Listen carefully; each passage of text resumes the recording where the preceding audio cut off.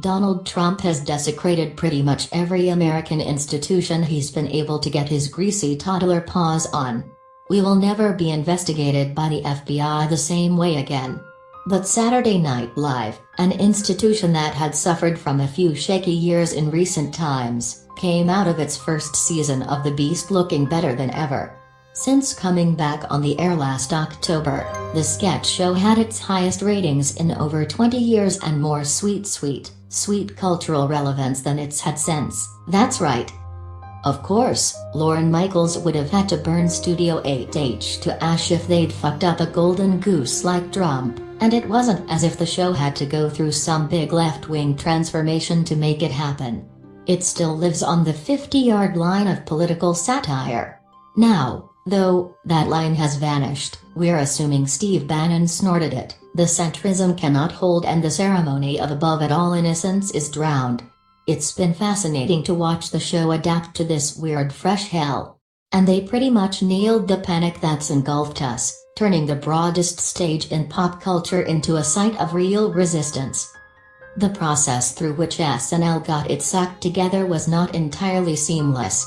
Throughout 2016, the show was still lolling around in the same false equivalency backwash we were getting from the New York Times on down. What's the harm in lobbing a few cheap email jokes, when Hillary's obviously gonna win anyway? There are some lines from last fall's run of, sometimes hilarious, debate sketches that we're sure everyone at the writers' table would love to have back. Who do you trust to be your president, the Republican, or Donald Trump? Intoned Kate McKinnon as HRC, taking a shot at the most liberal Democratic nominee since George McGovern with a line that definitely made Gil Stein smile.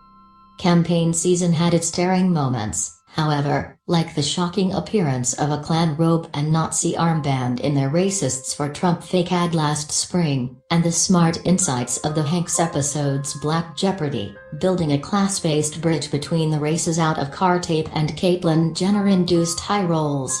All the ambiguity and inconsistency culminated in one of the strangest moments in the history of the show, McKinnon's cold open on the Saturday after the election as Hillary, sitting alone at the piano playing Leonard Cohen's Hallelujah, then turning to the camera to tell us, "I'm not giving up, and neither should you." The line immediately had its own t-shirt. But it was hard to tell who she meant, the obviously progressive comedian herself? The losing candidate she'd parodied as a Republican just weeks before? The incoherence was actually part of what made the moment so moving. Nobody was thinking straight at the time. We're amazed these people could even scrape themselves together every mid-afternoon and get to work. It became clear over time that she meant Saturday Night Live itself. In the following weeks, they were still aiming for formal comedic balance, poking fun of smug liberals with sketches like The Bubble, an ad for a Brooklyn biosphere cut off from Real America that aimed for Portlandia but could have been written by Brian Williams. McKinnon even briefly floated a reluctant Kellyanne Conway with a soul. Soon, though, the bet hedging and both sides now stuff was gone, and the show started hitting the new administration where it lived. McKinnon as Conway's terrifying fatal attraction desperation as she corners Jake Tapper to get back on the air was genuinely creepy, played with a full-bodied commitment worthy of Gilda Radner herself. The gauntlet truly came down, though, when Melissa McCarthy turned press secretary Sean Spicer into a psychotic prop comic, an amped-up gumhead battling the glens of the press corps, armed with nothing but dollies and lies and a weaponized podium. This unhinged performance, and by a woman, precipitated a full-on Oval Office man-baby meltdown.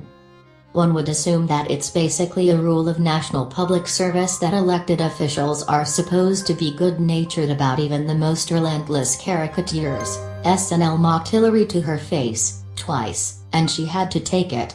It's an understatement to say that Trump has shredded this norm.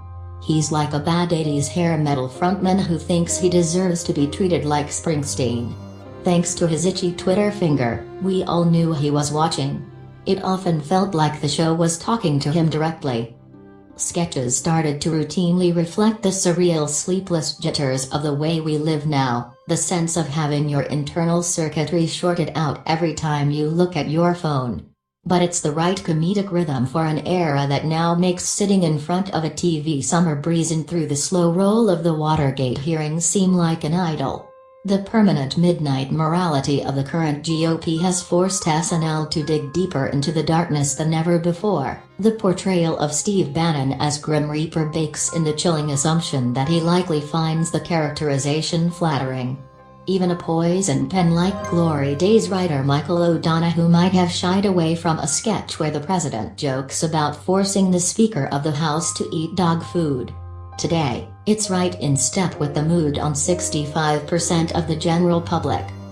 SNL's best political parodies have always humanized without normalizing. The classic example comes from Season 1 with Dan Aykroyd as drunk Nixon alone in the White House, going beyond mockery to earnestly probe the cavernous self-pity of pure isolation.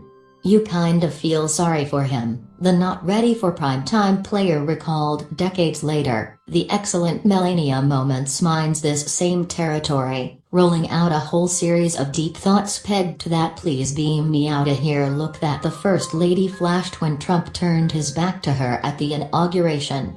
She imagines trading places with the maid so she can escape Trump Tower and experience life. She'd stay here and lay under Donald. Not a fair trade, but oh how I long to touch sand. So do we all. Alec Baldwin did something similar with Trump himself. The 45th president is pretty much 30 Rock's Jack Donaghy if he was still running a company 2 or 3 strokes later. Baldwin found a way to make the impression deeper, weirder, dumber, sadder with each time he did it, adding a Chauncey Gardner as Manchurian Candidate haplessness that the man himself couldn't possibly grasp. And when it focuses on Trump slumbering through the cosmic joke he's playing on the America that made him possible, the show could hit bone. After we get done, you'll never have to drive to see a doctor again, Baldwin, Trump tells a coal country supporter as he takes away his health care. Brutal jokes that take on the real human consequences of Trump's policies. That's how, and how well, SNL has adapted to the post-Colbert/John Oliver world, where happy warrior liberal outrage and earnest commitment to the truth dominate the comedy marketplace. When McKinnon appeared on Weekend Update as Jeff Sessions being interviewed by Al Franken, "You're a tricky raccoon," Senator, she wasn't going to let the elfish adorableness of the simple country liar she'd created overshadow the fierce urgency that essentially said, "Seriously, though, fuck this psycho. I may talk cute, but I am very scary," she drawled with a giddy wicked smile. Watch that Sessions bit though, and despite the enormously satisfying laugh inducement, the menacing realities it confronts might make you long for a carefree Eden when Bill Clinton really likes fast food a lot was a perfectly viable premise for a pretty entertaining sketch.